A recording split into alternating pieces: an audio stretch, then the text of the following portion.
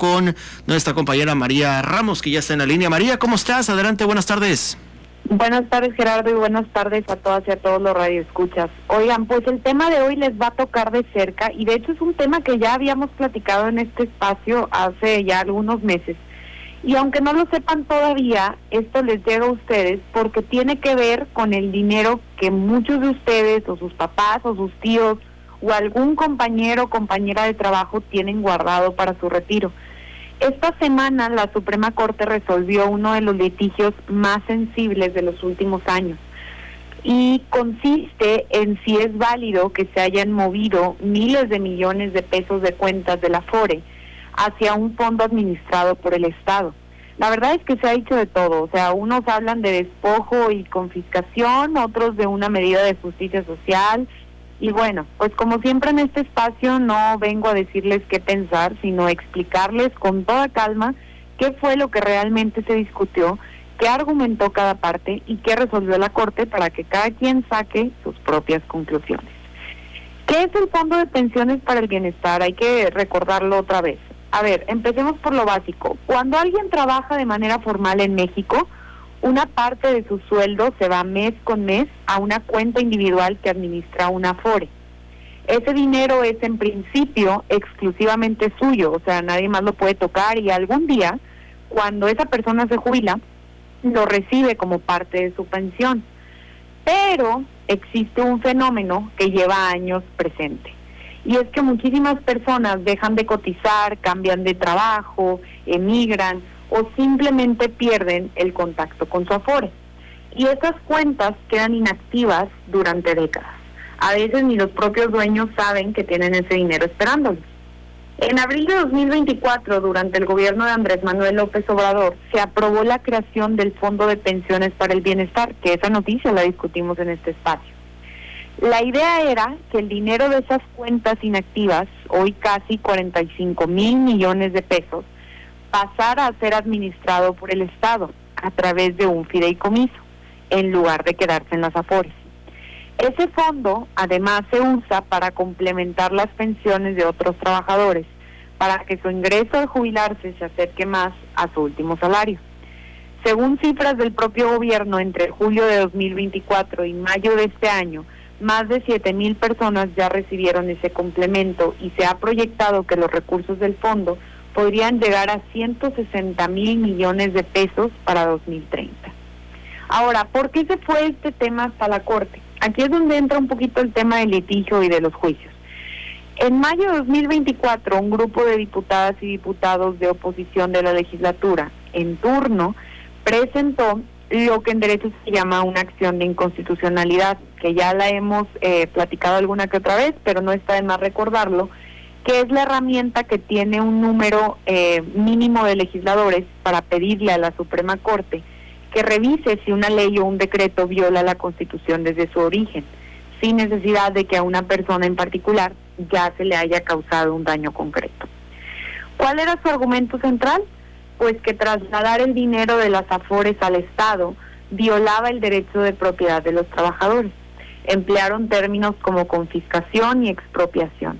Vale la pena distinguir entre que confiscar es cuando la autoridad se apropia de un bien sin dar nada a cambio y sin que el dueño lo pueda recuperar nunca, y expropiar es cuando el Estado toma un bien privado por causa de utilidad pública, pero está obligado a indemnizar a quien era su dueño.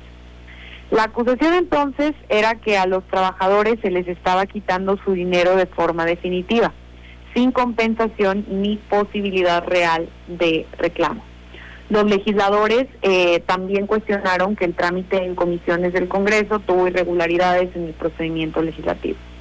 Del otro lado, quienes defendían el decreto sostenían que no había ningún despojo sino un cambio de administrador, y que la finalidad del fondo era fortalecer el sistema de pensiones bajo un principio de solidaridad social, o sea, usar recursos que nadie estaba reclamando para ayudar a quienes sí están cobrando una pensión baja.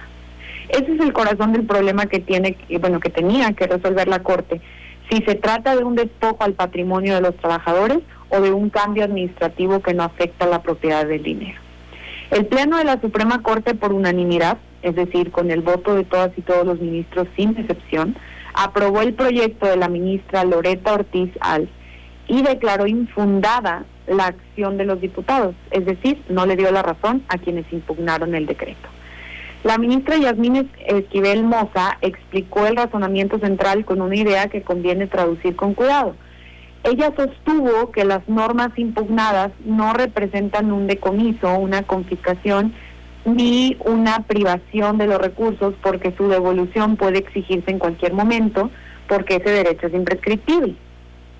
El ministro presidente Hugo Aguilar reconoció también abiertamente que la medida generó inquietud entre la ciudadanía y por eso pidió que la Corte lo publicara en su página, la exposición completa del proyecto, para que cualquiera pudiera revisarla. Sobre las irregularidades señaladas en el proceso, la Corte concluyó que quedaron subsanadas porque al final sí hubo un debate libre y público en el Pleno de la Cámara de Diputados. Ahora vamos a lo concreto. ¿Cómo va a funcionar esto en la práctica? El fondo aparentemente seguirá operando como un fideicomiso público con el Banco de México como fiduciario, es decir, como el administrador responsable de esos recursos, obligado a usarlos únicamente para el fin que la ley establece. Entonces, ¿cuándo se transfiere el dinero de una cuenta inactiva de la Afore hacia este fondo? Pues solamente cuando la persona alcanza una edad específica y ya no tiene relación laboral activa, o sea, 70 años si su cuenta es del IMSS y 75 si es del ISSSTE. No se trata de cualquiera que deje de cotizar unos meses. Para 2026, el complemento que puede recibir un trabajador con cargo a este fondo tiene un tope mensual de 17,885 pesos con 85 centavos. Es decir, no cubre cualquier diferencia entre lo que alguien cotizó y su último salario, sino hasta este límite establecido por la ley. Quiero cerrar esta parte reconociendo que la sentencia de la Corte resuelve la pregunta jurídica de si el decreto viola o no la Constitución, pero no necesariamente cierra el debate público sobre el fondo.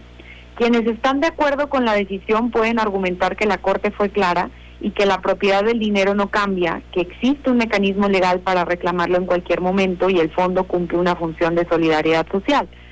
Pero quienes mantienen una postura crítica también pueden señalar con la misma legitimidad otro tipo de preocupaciones, como que la sentencia, pues por ejemplo, no cubre si la ciudadanía cuenta con información suficiente y accesible para saber quién tiene ese dinero y cómo reclamarlo, si existen suficientes controles independientes sobre cómo se administra y se invierte ese fondo, o si en la práctica el trámite para recuperar esos recursos será tan sencillo como lo describe la Corte en el papel. Ninguna de esas dos posturas es por sí sola la única lectura válida del caso, hay que decirlo. Y esa es precisamente la invitación que yo les hago en este espacio, con los elementos que les doy, qué se discutió, qué argumentó cada parte y qué resolvió la Corte. Cada quien puede formar su propio criterio sobre si este mecanismo les da suficiente certeza o si preferirían ver más garantías antes de sentirse tranquilos con él. Así que si usted tiene una cuenta de Afore que dejó abandonada hace años, pues esta sentencia le interesa directamente, porque según la Corte ese dinero sigue siendo suyo sin importar quién lo esté administrando en este momento y sin fecha de caducidad para reclamar. Lo que cada quien decida pensar sobre si eso es suficiente garantía, se lo dejo a su propio juicio. Hasta aquí el comentario, Gerardo. Así es, María, gracias por el comentario y pendientes.